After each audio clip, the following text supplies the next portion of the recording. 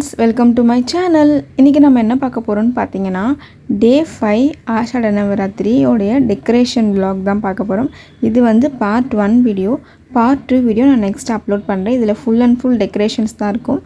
Part 2ல் வந்து உங்களுக்கு தீபம் ஏற்றுறது, சாமி கும்பிட்றதுலாம் வந்து பார்ட் 2ல் என்ன நெய்வேத்தியம் வச்சு இதெல்லாம் வந்து நான் பார்ட் 2ல் உங்களுக்கு சொல்கிறேன். பார்ட் 1ல் நான் என்னென்னலாம் டெக்கரேட் பண்ணேன் அப்படின்றத பற்றின வீடியோ தான் இது. வாங்க நம்ம வீடியோக்குள்ளே போகலாம். சாமிக்கு என்னென்ன பூலாம் வாங்கினேன், எப்படிலாம் டெக்கரேட் பண்ணேன் அப்படின்றத பார்த்துடலாமா? ஃபஸ்ட்டு வந்து எலுமிச்சை மாலை தான் நான் கட்ட போகிறேன். எலுமிச்சை மாலை ஏற்கனவே நம்ம 5 நாள் முன்னாடி நவராத்திரி தொடங்கும் போதே நம்ம கட்டி அம்மாவுக்கு சாத்தியாச்சு. ஆனால் 5 நாள் ஆனதால் அந்த பழம் வந்து கொஞ்சம் காஞ்சா மாதிரி இருந்தது. அதனால் நம்ம அதை எடுத்துகிட்டு வேறு பழம் வாங்கி ஃப்ரெஷ்ஷாக போடும்போது இது நல்லாயிருக்கும் அப்படின்னு சொல்லி ஃப்ரெஷ்ஷாக வந்து பழம் வாங்கிட்டு வந்து நம்ம திருப்பியும் மாலை கட்ட ஸ்டார்ட் பண்ணோம். மாலை கட்டி நம்ம போடும்போது சாமிக்கு டெக்கரேட் பண்ணும்போது ரொம்ப அழகாக இருக்கும் பார்க்க. அதனால நான் திருப்பி என்ன பண்ணிட்டேன்னா, எலுமிச்சை பழத்துக்கெல்லாம் ஃபுல்லாக மஞ்சள் தடவி அழகாக டெக்கரேட் பண்ணிட்டேன். அதே மாதிரி மஞ்சள் தடவும் போது சீக்கிரமாகவும் நம்ம எலுமிச்சை பழம் வந்து அழுவி போகாமல் இருக்கும். காஞ்சிருமே தவிர அழுவி போகாது. ஏன்னா சாமிக்கு வைக்கிற பழம் வந்து அழுவி போகக்கூடாது. அதனால் காஞ்சிடுச்சுன்னா கூட நம்ம அதை எடுத்துகிட்டு நம்ம வேறு போட்டுக்கலாம். இப்போ இந்த மாதிரி நம்ம தடவி போடும்போது பழம் நல்லாயிருக்கும். அதுக்காக தான் மஞ்சள் தடவுறது. நீங்கள் இந்த மாதிரி வேணால் தடவி போட்டிங்கன்னா அது ரொம்ப நாளைக்கு ஒரு 5 நாள் கூட வரும். நல்லாயிருக்கும் பார்க்க. இதுக்கப்புறம் நம்ம எலுமிச்சை பழம்லாம் கோக்க ஸ்டார்ட் பண்ணிடலாம். இதுக்கு வந்து ஒரு பெரிய சைஸ் ஊசி வந்து வாங்கிக்கோங்க. நம்ம ஃபேன்சி ஸ்டோர்லலாம் நிறையவே கிடைக்கும் அந்த மாதிரி ஊசி. அதுனா ஒரு 10 rupees to 15 rupees நினைக்கிறேன் அந்த ஊசி. அது வாங்கி நம்ம பழத்துக்கு செட் பண்ணும்போது நம்ம பழம் கோக்கிறதுக்கு நல்லா வரும். டக்குன்னு கோக்கும். சின்ன ஊசிலாம் போட்டிங்கன்னா உங்களுக்கு பழம் உள்ளே போய் இழுக்க ரொம்ப ஹார்டாக இருக்கும். உங்களால் இழுக்க முடியாது. ஸோ அதனால் நீங்கள் பழம் வந்து நல்லா அதை இன்சர்ட் பண்ணுறதுக்கு இந்த பெரிய ஊசி தான் வந்து நல்லாயிருக்கும் மாலை கோக்க. இப்போ நான் 5 பழம் தான் எடுத்தேன். 5 பழம், 7 பழம், 9 பழம் அந்த மாதிரி நம்ம ஒத்த படையில் போட்டோம்னா ரொம்பவும் நல்லது. இந்த மாதிரி நம்ம 5 பழத்தை வந்து நல்லா ஃபுல்லாக கோத்து முடிச்சாச்சு. இதுக்கப்புறமா இதை நல்லா முடிச்சு போட்டு கட்டி நம்ம வந்து இதை ஓரமாக எடுத்து வச்சிடலாம்.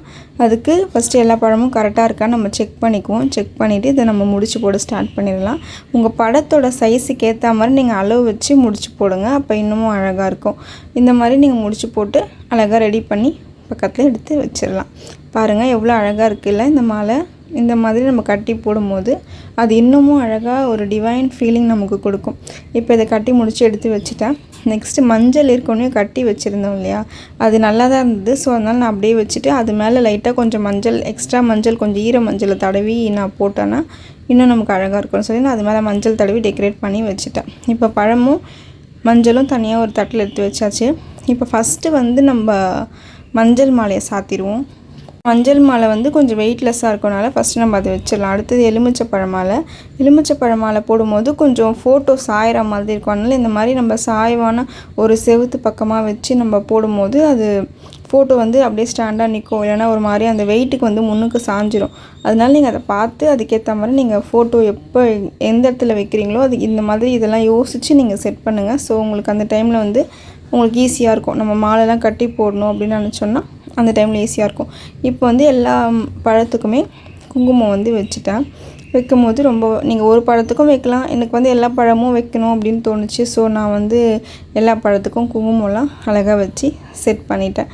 நெக்ஸ்ட் நான் என்ன பண்ண போகிறேன்னு பார்த்தீங்கன்னா, பூ வாங்கிட்டு வந்தேன் சொன்னல. பூவை வந்து அழகாக ஃபோட்டோஸ்க்கெலாம் நம்ம வச்சுட்டு அதுக்கப்புறம் கீழே விளக்கு வைக்கிறதுல டெக்கரேட் பண்ணலாம்.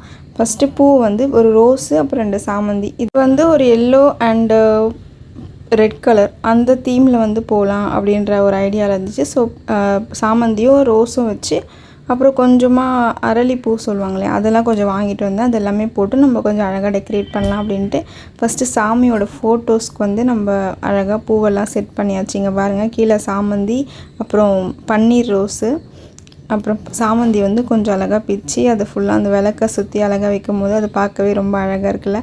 இந்த மாதிரி இது எனக்கு எப்போ எப்படி தோணுதோ அந்த மாதிரி நான் அழகாக டெக்கரேட் பண்ணிக்குவேன். இன்றைக்கி இந்த டிசைன் தான் போடணும் அப்படிலாம் எந்த இதுவும் ஐடியாவும் கிடையாது. அப்படியே ஃப்ளூவாக வந்து அழகாக அப்படியே டெக்கரேட் பண்ணி நெக்ஸ்ட்டு அடுத்ததுன்னு சொல்லிட்டு போயிடுவேன். இப்போ கையில் என்ன பூ இருக்குது அப்படின்னு பார்த்தீங்கன்னா, ரோஸ் இருக்குது, பன்னீர் ரோஸு, அதுக்கப்புறம் சாமந்தி, அப்புறம் இந்த அரளிப்பூ கொஞ்சம் இருக்குது. அதை வச்சு கொஞ்சம் அழகாக டெக்கரேட் பண்ணிவிட்டு நெக்ஸ்ட்டு வந்து நம்ம விளக்குக்கு போயிடலாம். விளக்கு பெரிய விளக்கு வந்து நான் ஏற்றுவோம்ல, அது சாமிக்கிட்ட வச்சு இந்த பூவெல்லாம் வச்சு செட் பண்ணிட்டோம். நெக்ஸ்ட்டு அகல் விளக்கு, அதாவது 5 தீபம் ஏற்றுவோம். 5 தீபம் நீங்கள் ஏற்றணுன்னு நினச்சா நீங்கள் ஏற்றுங்க. இல்லைன்னா உங்களுக்கு எப்படி தோணுதோ அந்த மாதிரி நீங்கள் ஒரு விளக்கு வச்சு கூட நீங்கள் ஏற்றி சமைக்க முடியலாம். நெக்ஸ்ட்டு பார்த்திங்கன்னா ரோஸ் வந்து தட்டு அந்த விளக்கு சுற்றி அழகாக வச்சுட்டேன். அதுக்கப்புறம் பார்த்திங்கன்னா கொஞ்சம் கொஞ்சமாக அந்த சாமந்தி பூலாம் இருக்கு இல்லையா, அதை எடுத்து தட்டு ஃபுல்லாக டெக்கரேட் பண்ணியாச்சு. நெக்ஸ்ட்டு வந்து அரளிப்பூ வாங்கிட்டு வந்தேன் சொன்னல, அந்த அரளிப்பூவையும் ஃபுல்லாக அழகாக செட் பண்ணி தட்டு சுற்றி அழகாக டெக்கரேட் பண்ணிவிட்டு, நெக்ஸ்ட்டு வந்து கொஞ்சமாக சாமந்தி அதையும் அழகாக டெக்கரேட் பண்ணிட்டேன். இவ்வளோ தாங்க இன்றைக்கி. இதுதான் இன்றைக்கான டெக்கரேஷன். இந்த டெக்கரேஷன்ஸ் வந்து உங்களுக்கு பிடிச்சிருக்கோன்னு நான் நம்புகிறேன். ஸோ என் வீடியோவை ரெகுலராக நீங்கள் பாருங்கள். பூஜைக்கு சம்மந்தப்பட்ட இந்த ஆஷாட நவராத்திரி 9 நாள் நான் எப்படி டெக்கரேட் பண்ணேன், என்னோடய வீடியோஸில் வந்து என்னென்னலாம் நான் பண்ணியிருக்கேன் அப்படின்றத பற்றின ஃபுல் அப்டேட் உங்களுக்கு வந்துகிட்டே இருக்கும். 9 நாள் நவராத்திரிக்கான வீடியோவை நீங்கள் கண்டிப்பாக மிஸ் பண்ணாதீங்க. இது டே 5 தான். டே 6, 7, 8, 9 இன்னும் 4-5 வீடியோஸ் பெண்டிங்கில் இருக்குது. அது எல்லாமே நீங்கள் கண்டிப்பாக வாட்ச் பண்ணணும். என்னோடய சேனலை சப்ஸ்கிரைப் பண்ணி வச்சுக்கோங்க. லைக் பண்ணுங்கள், ஷேர் பண்ணுங்கள், கமெண்ட் பண்ணுங்கள். மறக்காமல் என் வீடியோவை எல்லாருக்கும் ஷேர் பண்ணுங்கள். ஓகேவா? ஓகே ஃப்ரெண்ட்ஸ், இவ்வளோ நேரம் என்னோடய வீடியோவை நீங்கள் பொறுமையாக பார்த்ததுக்கு ரொம்ப தேங்க்ஸ் ஃப்ரெண்ட்ஸ். நெக்ஸ்ட்டு டே 5ஓட பார்ட் 2 வீடியோவில் பார்க்கலாம். பாய்.